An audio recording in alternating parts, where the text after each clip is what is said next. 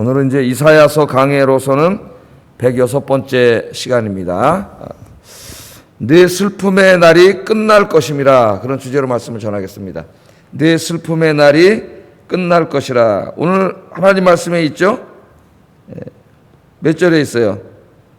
20절 말씀에 있죠. 20절 말씀. 20절 말씀 한번 읽어보겠습니다. 시작. 여호와가 내 영원한 빛이 되고 내 슬픔의 날이 끝날 것임이라. 아멘. 우리 인생이라는 게 사는 자체가 고통이고, 그죠? 슬픔이고, 기쁜 날도 있지만은 슬픈 날, 고통스러운 날도 우리 인생에 상당히 많이 있습니다.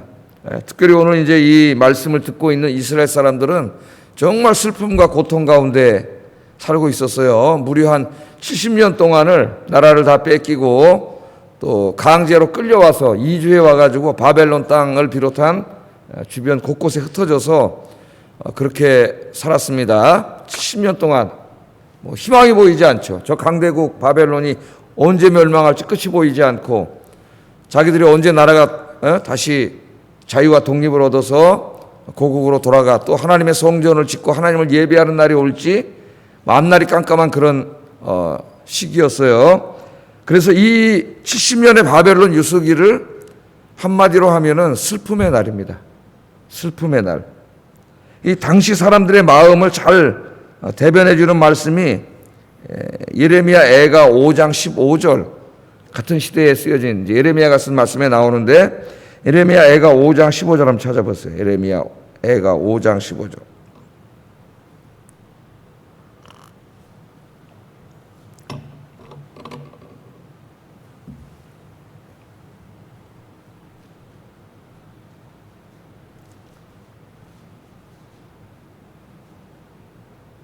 자, 한번 읽어보겠습니다. 시작. 우리 마음에는 기쁨이 그쳤고 우리의 춤은 변하여 슬픔이 되었습니다. 이런 말씀이 있죠.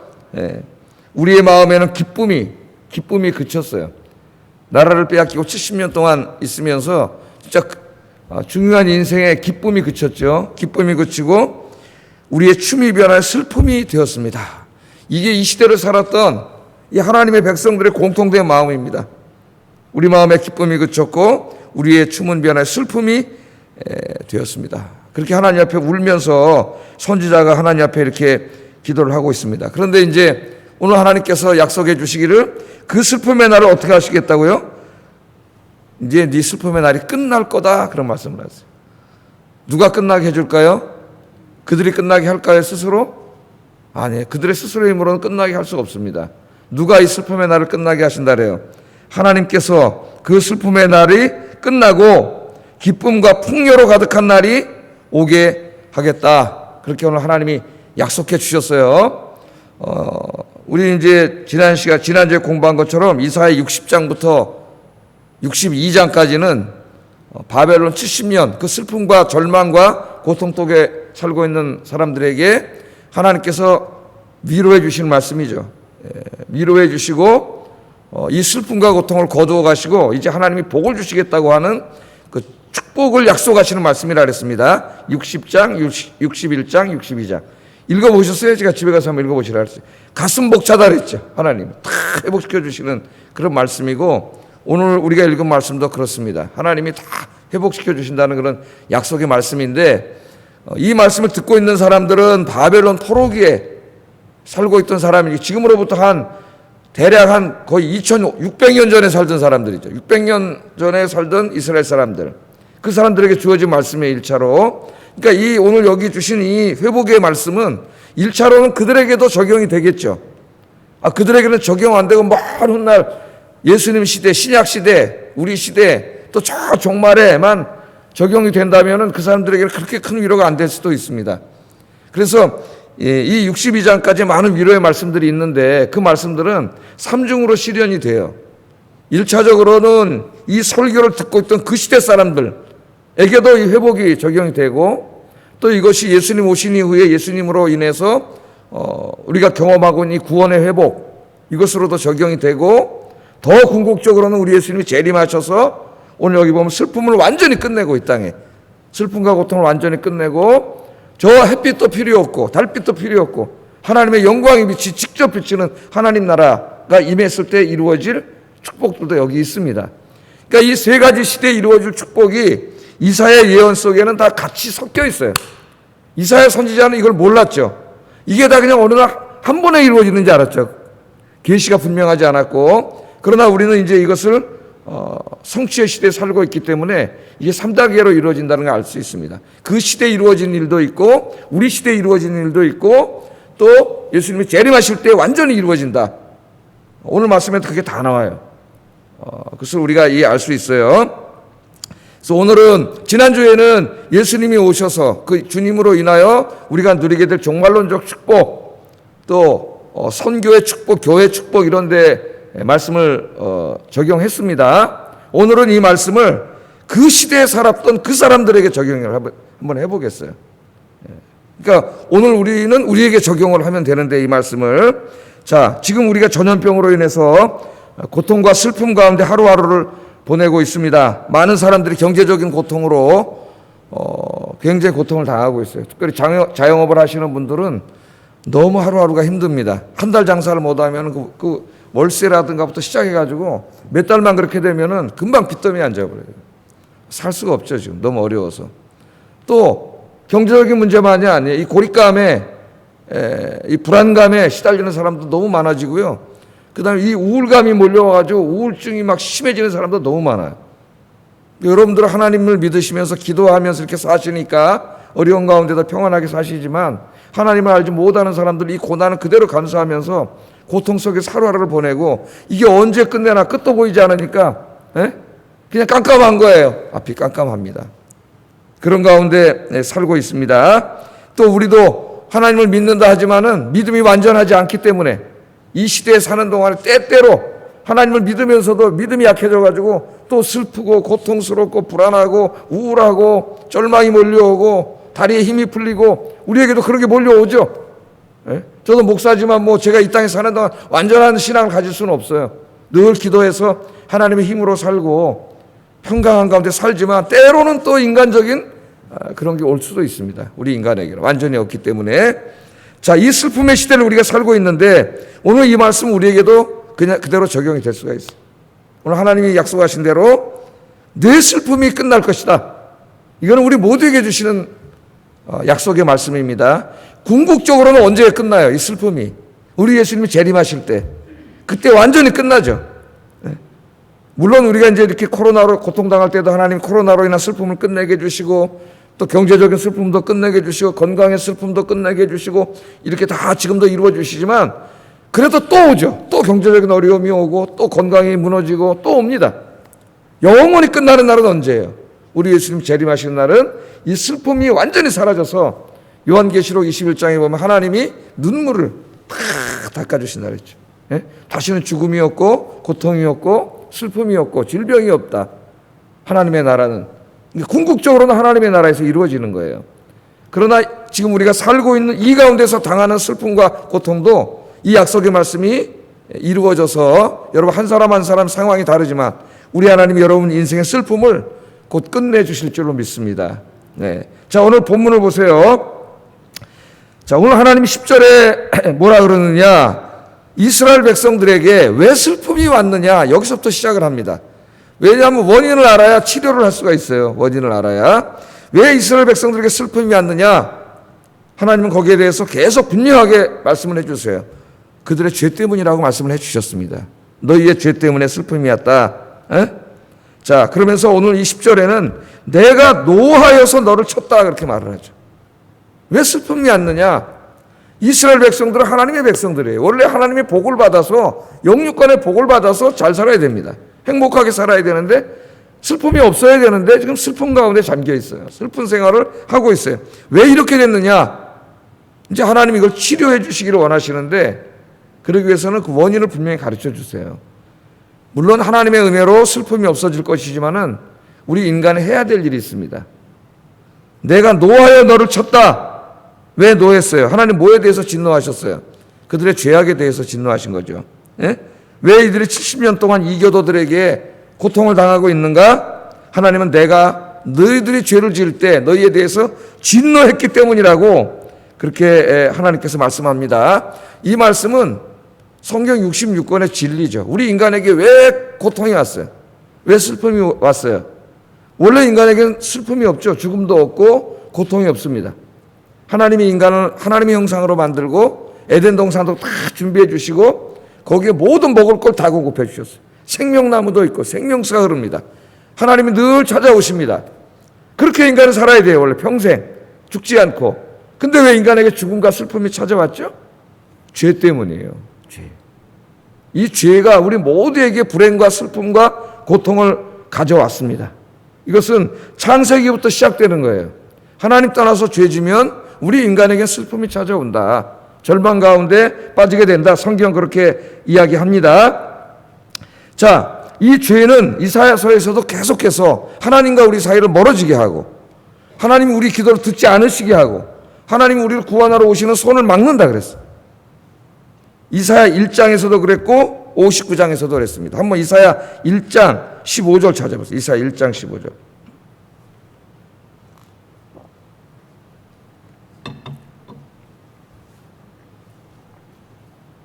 예, 오늘 장례식을 가야 돼가지고 하여튼 설교는 30분 이내에 끝내야 됩니다. 자, 1장 15절 읽어보겠습니다. 너희가 손을 펼 때에 내가 눈을 너희에게서 가리고 너희가 많이 기도할지라도 내가 듣지 아니하리니 이는 너희의 손에 피가 가득함이라. 아무리 많이 기도해도 하나님 듣지 않으셔요. 왜? 피가 가득하다는 말은 뭐예요? 온갖 죄를 다 저질렀다는 거예요. 내가 죄 지면서 그 죄의 문제에 대해서 하나님께 회개하지 않으면서 계속 가서 많이 기도하는 거예요. 달라고 뭐를. 하나님 듣지 않으세요. 그런 기도 백날에 와야 소용이 없다는 거죠. 그 다음에 59장 1절 2절 다 찾아보겠습니다. 59장 1절 2절.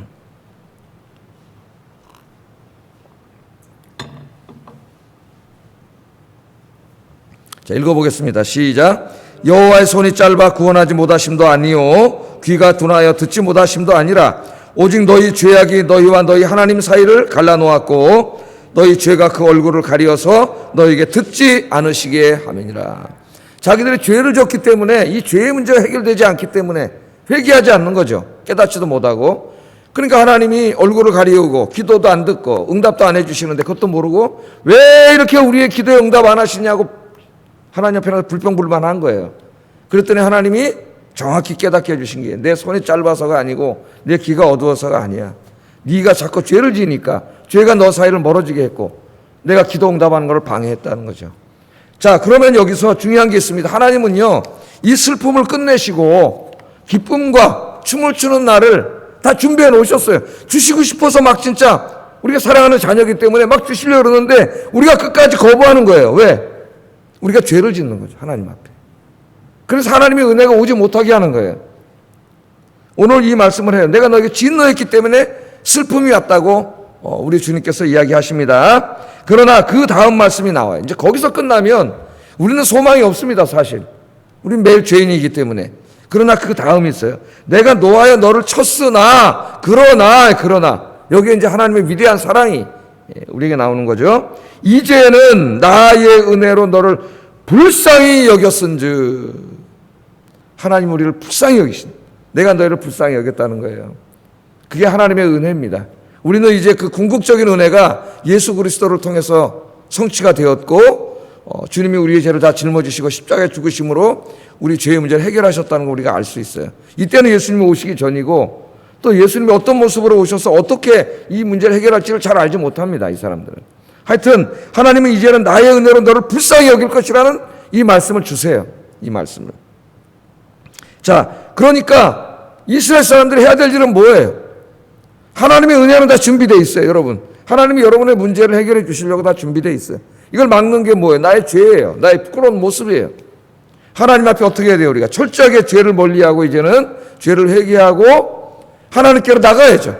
가슴을 찢으면서 통에 잡아가면서 내가 나를 바라보면서 나의 부족한 모습들을 철저히 내려놓고 기도해야 됩니다. 그러면 하나님이 다 이미 준비해 놓으신 그 은혜가 저와 여러분에게 쏟아져 내려올 줄로 믿습니다. 오늘 내가 너를 노하여 쳤으나 이제는 나의 은혜로 너를 불쌍히 여기리라. 그렇게 말씀하면서 이방인들이 내 성벽을 쌓을 것이요 그들의 왕들이 너를 섬길 것이며 내 성문이 항상 열려 주야로 닫히지 아니하리니 이는 사람들이 내게로 이방 나라들의 재물을 가져오며 그들의 왕들을 포로로 이끌어 옴이라. 이제 그 다음부터 쭉 하나님이 회복을 약속하시는 말씀이에요. 회복을 약속하시는 말씀이 21절까지 오늘 쭉 나옵니다. 네가 하나님 앞에 이렇게 돌아오면 내가 준비한 은혜를 내가 다 줄게. 어떻게 주느냐? 쭉 오늘 이제 22절까지가 다 이 말씀이에요. 자, 오늘 제가 이 말씀을 이스라엘, 그 당시에 이스라엘 사람들의 역사적 실존이라는 관점에서 얘기한다 그랬죠. 그들에게 어떻게 이루어졌는가?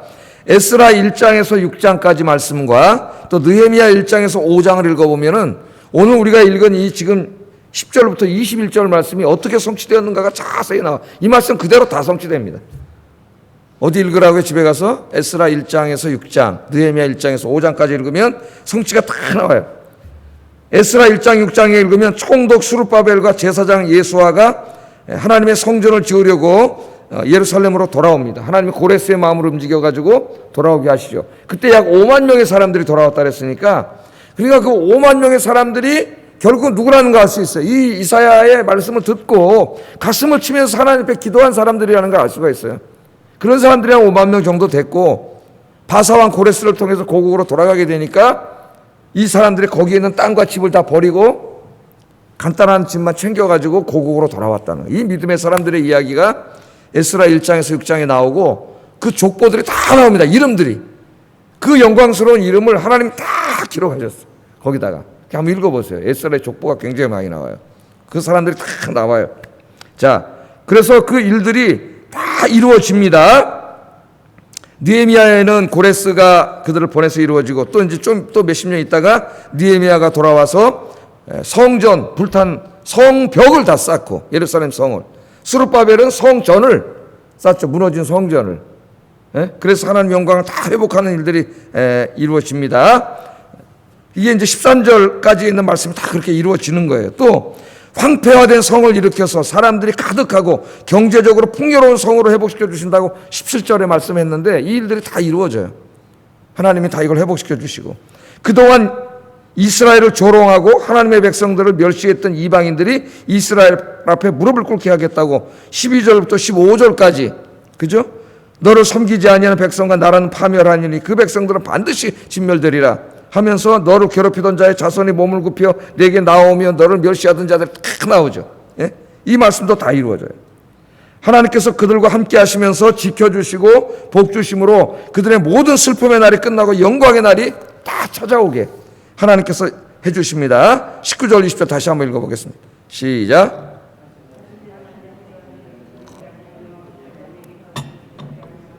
오직 여호와가 내게 영원한 빛이 되며 내 하나님이 내 영광이 되리니 다시는 내 해가 지지 아니하며 내 달이 물러가지 아니할 것은 여호와가 내 영원한 빛이 되고 내 슬픔의 날이 끝날 것임이라. 아멘. 자, 이 말씀 그대로는 요한계시록 21장 이하에 그대로 나와요. 예? 이제 그 나라가, 하나님 나라가 이루어지면 햇빛이라는 게 필요가 없습니다. 왜? 하나님의 영광의 빛이 직접 비친다 그랬어요. 그러니까 이것은 궁극적으로는 예수님이 재림하실 때 이루어질 일이지만 이 사람들에게는 상징적인 축복으로 임하는 거죠. 이제는 어떤 인간적인 수단이 그들을 지키는 게 아니라 누가 지킨다는 거예요? 하나님이 직접 지켜주신다는 거예요. 하나님이 햇빛이 돼서 직접 지켜주신다는 겁니다. 이런 비슷한 말씀이 많이 나오죠. 스가랴 2장에도 성벽을 짓지 마라. 다시는 예루살렘에. 상징적인 말씀입니다. 천사가 왜 성벽을 줘야죠? 안전하려면. 그랬더니 하나님 뭐라 그러세요? 천사를 보내서 아니야, 내가 이제 그들의 불성벽이 될 거야.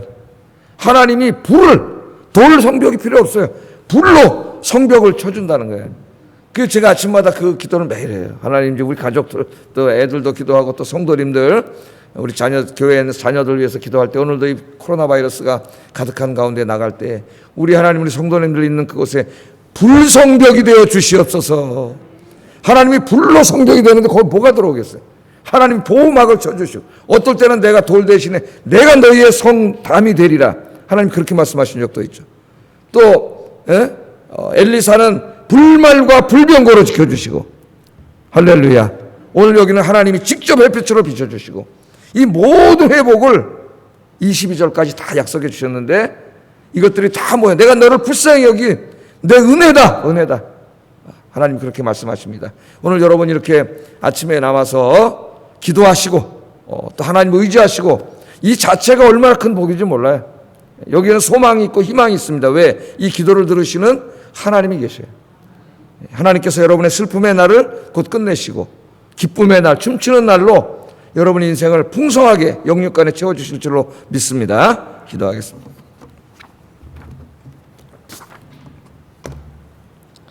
자, 이 하나님의 놀라운 은혜를 받기 위해서는 첫째 우리가 죄를 멀리해야 됩니다. 죄는 그 모양이라도 버려야 되고 하나님 기뻐하지 않는 모든 것들을 버려야 돼요. 이 문제를 위해서 첫 번째 기도하시고, 둘째는 이제부터는 하나님을 경외하는 삶을 내가 죄를 멀리하고 하나님 경외하는 삶을 삶으로 하나님이 주시는 오늘 이 약속의 영육간의 복을 내가 다 누릴 수 있는 주인공이 되게 해주세요. 그렇게 기도하시고, 셋째는 오늘부터 내 인생의 슬픔의 날이 끝나고 기쁨이 가득한 날이 시작되게 해주세요. 우리 기도하겠습니다. 사랑과 은혜가 충만하신 아버지 하나님,